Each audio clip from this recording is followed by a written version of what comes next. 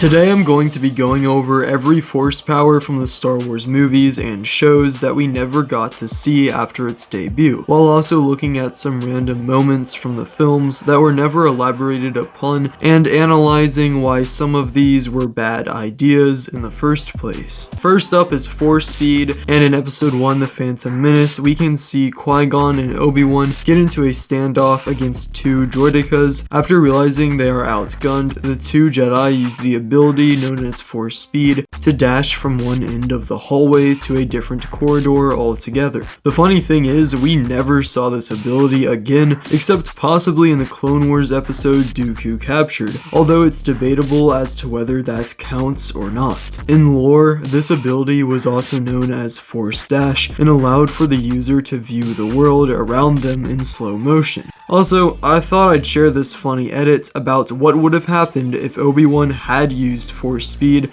to catch up to Qui-Gon.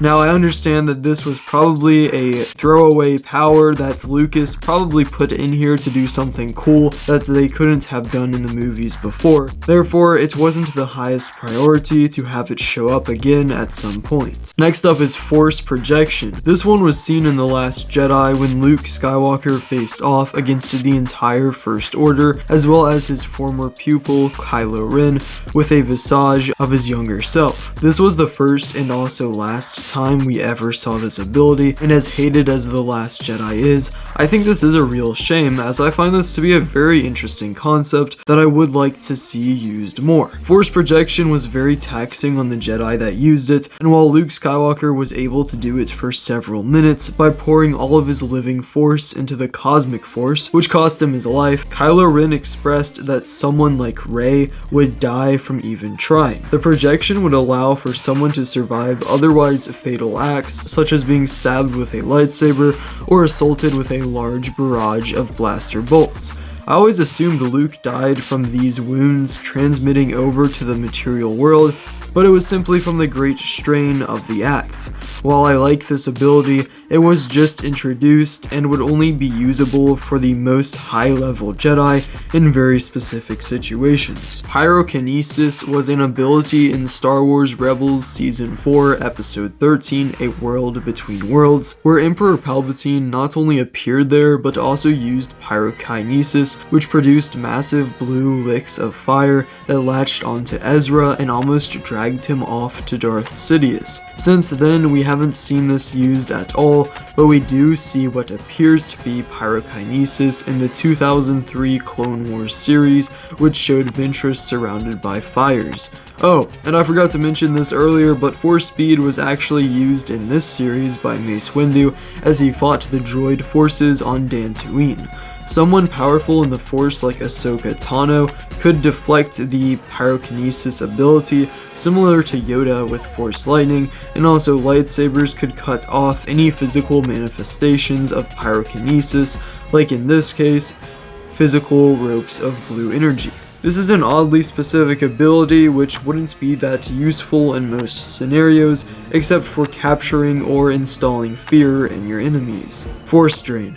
And here we have an ability from The Rise of Skywalker which was used by Palpatine against Rey and Ben Solo on Exegol to defeat them. I would have used Force Heal too, which was only in this movie, except that Barriss Offee uses this in Legends, as does Grogu in The Mandalorian. However, the Force Drain is for now unused in canon and actually allowed for the practitioner to absorb the life energy from their victims into themselves. Once the Force just becomes killing and giving life energy, it feels less connected to its core and what it was meant for, a connection to the living and corporeal world, which comes with fantastical feats of power, not whatever all this was. Also from episode 9, The Rise of Palpatine, Rise of Skywalker, is the Force Storm. Now technically Darth Bane and other ancient Sith have used this ability before. Speaking of Darth Bane, I'm actually reading his first book right now and it's extremely good. I would highly recommend for anyone fiending for your next book. It started as a joke, got you now fiending for your next dose. Meanwhile, I'm so close. This was also at the Battle of Exegol, where Palpatine let out a violent fury of Force lightning into the atmosphere, which briefly immobilized the entire Citizens fleet, which is saying something considering that it had over 14,000 ships.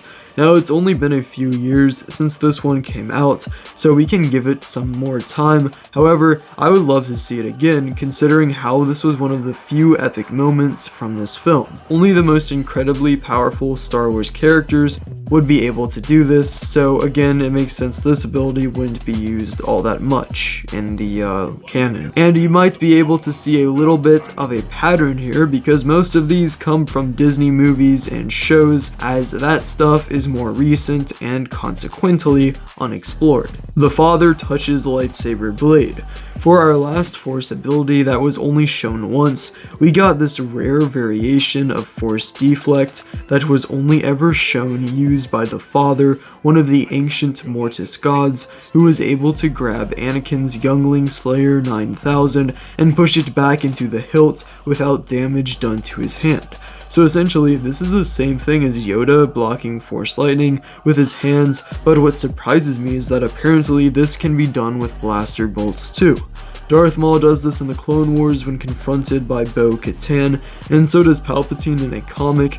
And then I remembered Vader literally did this all the way back in The Empire Strikes Back, unless we're going along with the idea that he has a magical gauntlet that is all-powerful. What a strange idea. This is something I fear has most likely snuck under the radar for most Star Wars directors and showrunners because of its being from the animated Clone Wars show. But it is pretty cool seeing someone just like grab a lightsaber and just kind of, you know, get rid of that thing. Finn is Force sensitive. So this is our first segment about a thing that happens in the movies we never really looked at again, even if it isn't necessarily a Force power per se. Here we have the idea that in The Force Awakens, Finn uses a lightsaber and seems to be on a path of greatness, guided by some higher force, but then once Rey gets the lightsaber, he is basically forgotten about for a movie and a half.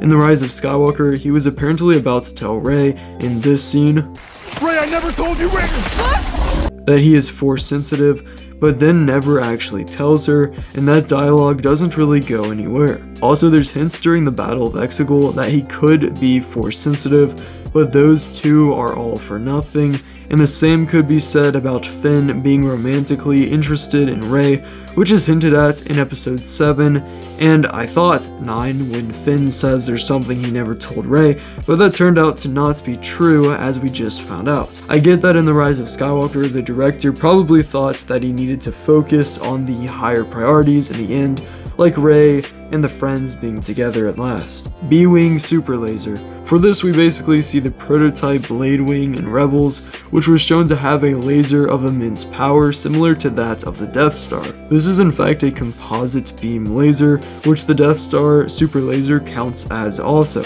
and it was powered by the hyperdrive of the B6 Blade Wing.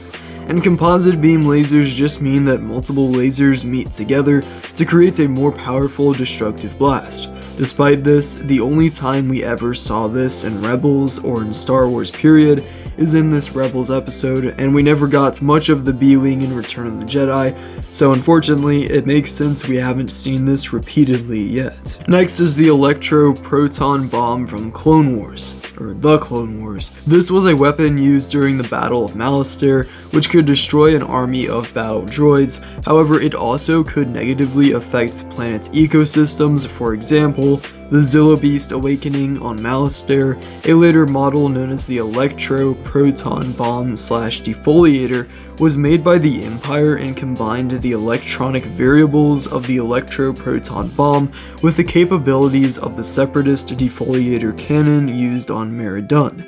As cool as it would be to see more Death Star-like super weapons, perhaps the Electro-Proton Bomb was too similar to the real world weapons like the atomic bomb for the creators to want to use it excessively. It doesn't really fit the world of Star Wars as much as some of the other weapons, at least in my humble opinion, although I think it is really cool nonetheless. Purggil blasting Star Destroyer off-world in Star Wars Rebels. Here we get the Purggil, which can travel between galaxies, as we find out in the Ahsoka series, and here we saw one take a Star Destroyer to hyperspace with it from the planet Lothal, something we'd never seen and might be a while before we get this again.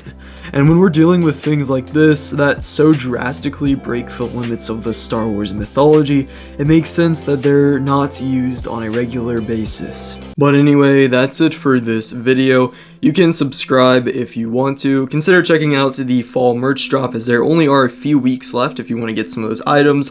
Just so that everyone knows, I am looking for an editor to make an extra video for me every week. It's going to be $25 every single week you make a video, and that'll increase more and more. Half a year from now, it'll probably be like 100, so that means like you're making like 400 to 500 a month. Sounds like a pretty good idea to me.